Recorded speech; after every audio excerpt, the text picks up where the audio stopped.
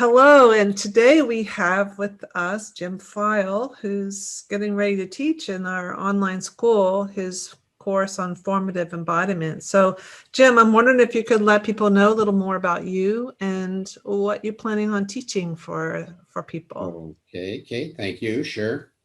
So, I've been around for a few years around the block. So, my first career, which actually influences what I do these days, I studied and taught American and British literature for quite a few years, Hmm.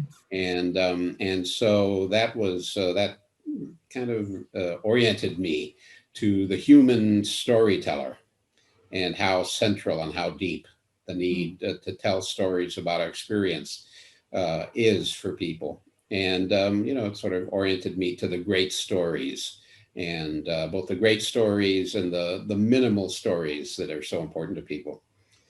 And, but in 1970, I, I came across Dr. Randolph Stone, who Hmm. was the founder of Polarity Therapy. Some people know him, who was just one of those amazing human Mhm. beings. Mhm. And I was already, I was already graduate school teaching I needed something else. And so I was looking for kind of stress response types of work and so forth. And when I heard Dr. Stone, it was like just such a mind opening experience. So, as a hobby, I started studying polarity therapy.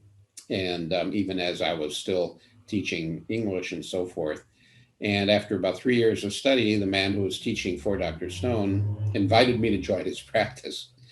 And I don't know, I did. I left the university and started practicing polarity.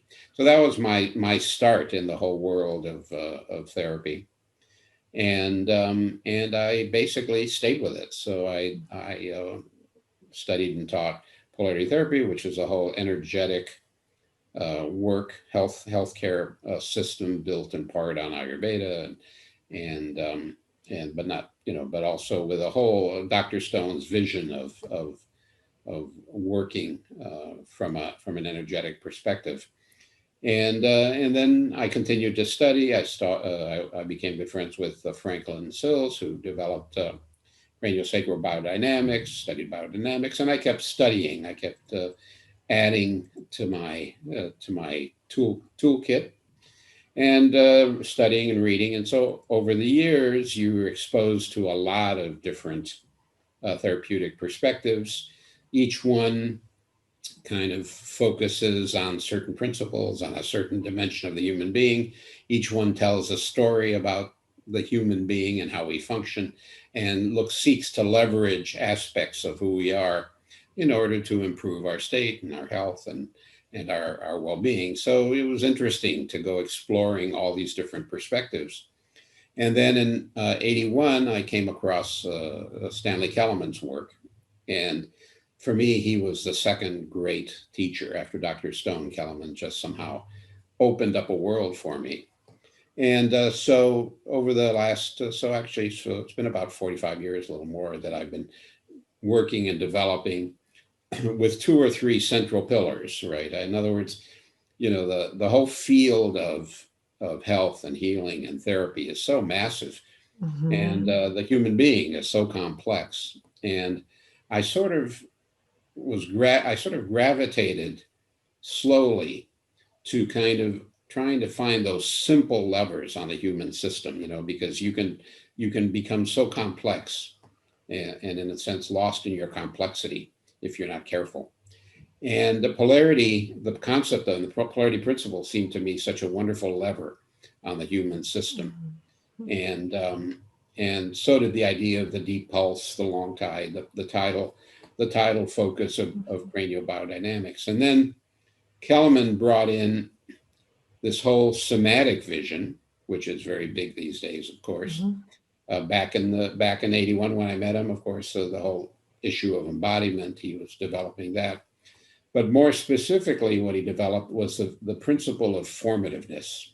And this is, I think, his great contribution. The word form and formative is something everybody uses. Everybody, understands form and formativeness a bit. but he developed a very wonderful principle. And essentially, it's a lot of material in it, but essentially, he kind of saw that there were two basic developmental strains in humans, which he called formative. The first is just the building of the body, the whole embryological process where the form is constructed. And then, of course, we're born, and there's a whole kind of innate programming that runs us, right? So our biology, our biological history, our genetic inheritance gives us this sort of infrastructure of form and forming. And it gives us a whole series of resources, which are reflex, instinctive, and we grow out of them, But then that's kind of an automatic biological unconscious.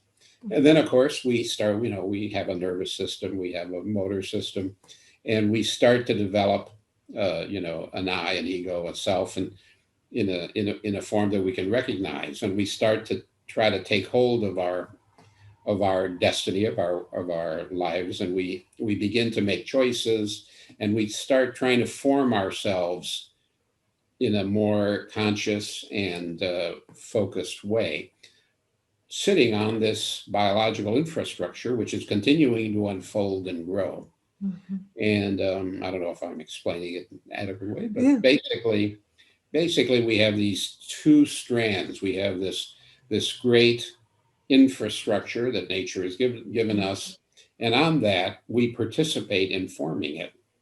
We do that by learning, by studying, by practicing, and of course humans have learned and formed themselves in many ways. But he has developed kind of a very wonderful methodology to oscillate between how we are trying to form ourselves consciously, voluntarily, and being very much in touch with this kind of biological ground that we come out of. Because, modern life, people kind of work from their images and their desires and their goals and their ambitions. And often they don't have that much of a relationship to this deep biological wisdom that supports us. We kind of use it. We try not to exhaust ourselves. We try not to burn out. We try to take care of ourselves in certain ways. But the formative process, the way he's developed it, really builds an amazing bridge between how we are trying to form ourselves in the social world, in our cultural world, and how we connect to this great biological world. That's kind of it. So this is kind of these two threads are what we work with, and that there's a kind of unfolding, of course, our biological world has got it's an unfolding process, just as you see it embryologically. We go through our phases. We're toddlers, adolescents, young adults, and so forth. And so there is a natural unfolding, which also requires that we adapt our strategies of working with ourselves and our self-forming as we go through life transitions. So that's kind of...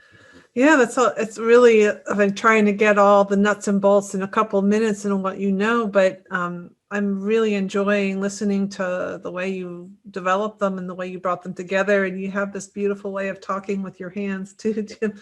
Right. It's beautiful. But so you're going to do 4 classes for people to start. Yeah. Right. And the Deep Pulse Archetypal Wisdom of Nature, and then Triune Relationships Polarity as an Organizing Principle. Archetypal Gestures, which that sounds really interesting to me. Right. And then the final one is Somatic Informative Storytelling and Story Listening. So I hope our listeners out there will come and get a taste of the work of Jim Feil and all of his wisdom over the years, weaving together story and form and embodiment and development.